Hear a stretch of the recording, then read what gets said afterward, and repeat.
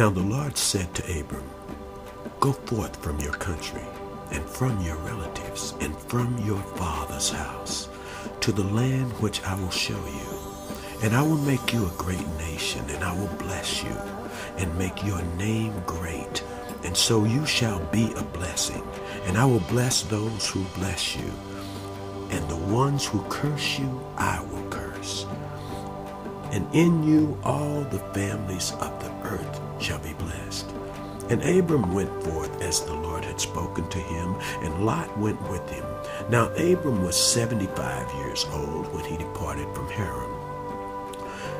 And Abram took Sarah, his wife, and Lot, his nephew, and all their possessions which they had accumulated, and the persons with which they had acquired in Haran.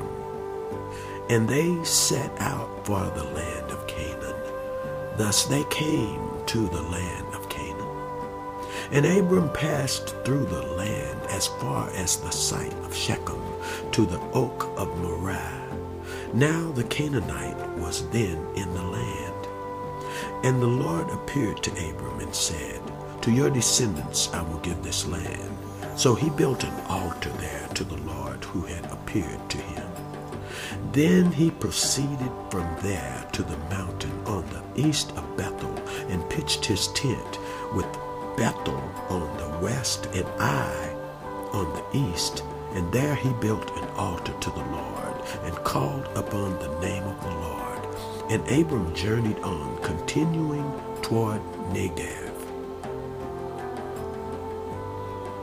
Genesis 12, 1 through 9.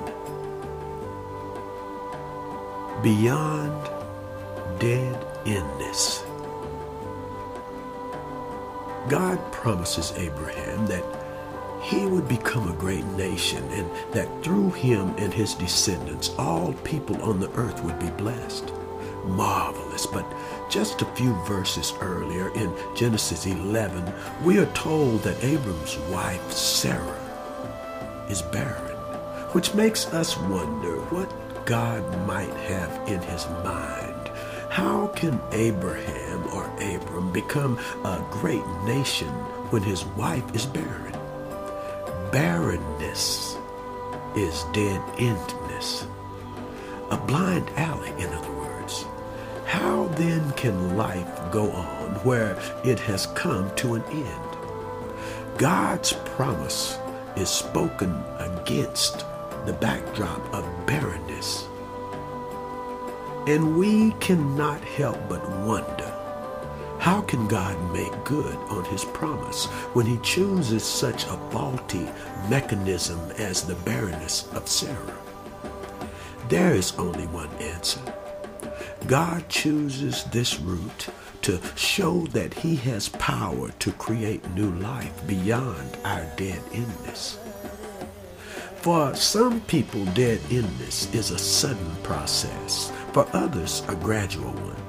Some people's lives are placed in crisis suddenly. Some slowly evolve to the point where the people must finally admit their bankruptcy. We must hear the voice of the risen Jesus say to us, "Come to me, all you who are weary and burdened, and I will give you rest. Experience my resurrection power, all you who are stuck in dead endness."